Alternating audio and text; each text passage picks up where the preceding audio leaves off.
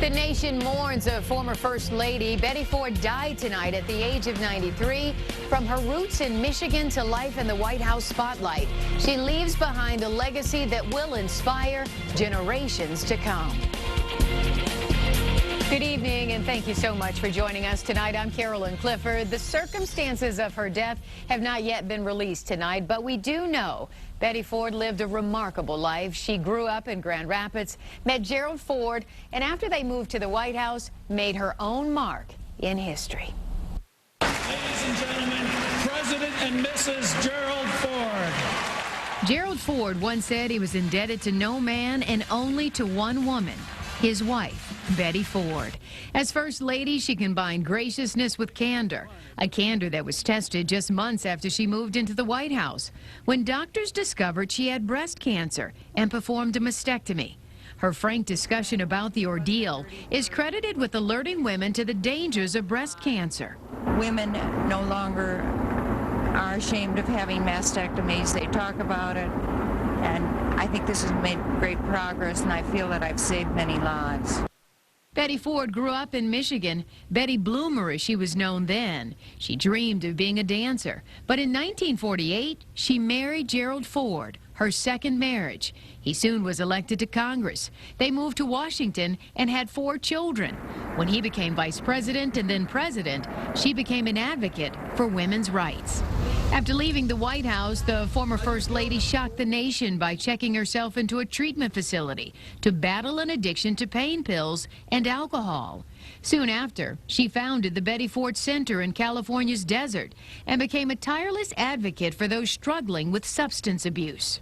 Today I am a very grateful recovering alcoholic, and I know firsthand that treatment does work. The center undoubtedly is Betty Ford's greatest legacy. She was honored by 3 former First Ladies on its 20th anniversary.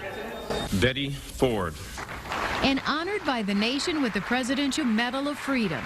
She had a quiet dignity on display even during the most difficult time, the passing of her husband in 2006. While the country mourned a president, she mourned her true love and partner of 58 years. Looking back on her life, Betty Ford once said, "It has been a great trip." Betty Ford was born in Chicago back in 1918, but when her family moved here to Michigan, Grand Rapids became her new hometown. Well, tonight, news of her death is drawing mourners, should I say, to what will be her final resting place. Action News reporter Tara Edwards has that part of our story from Grand Rapids. Right next to the Gerald R. Ford Museum is where the 38th president was laid to rest. It will also be the final resting place of Elizabeth Bloomer Ford. Here in her hometown of Grand Rapids, she's truly adored, and her death is a shock to many. It didn't take long outside President Ford's gravesite for candles to start appearing, a small sign of the big impact Grand Rapids native Betty Ford had here. I knew him a long time, and Betty too. I mean, it's an end of an era for them to be gone, and God bless both of them. It is indeed a homecoming for Mrs. Ford, as well as it was for President Ford as well. So obviously a very tough time for the family. The city healing from the death of Gerald R. Ford in 2006. Ford Foundation spokesperson Tim Pietryga says back then 60,000 people waited in the cold outside the Gerald R. Ford Museum to pay their respects. Pietryga expects that to happen again for Ford's wife.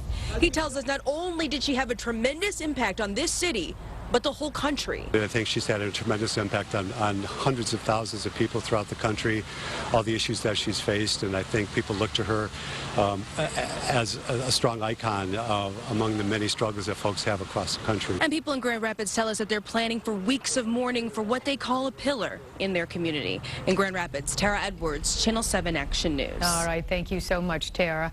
President Obama tonight has released a statement on the death of Betty Ford. The president says Betty Ford distinguished herself through her courage and compassion.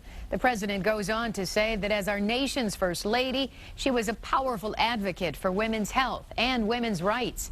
Mr. Obama says today we take comfort in the knowledge that Betty and her husband, former President Gerald Ford, are together once more.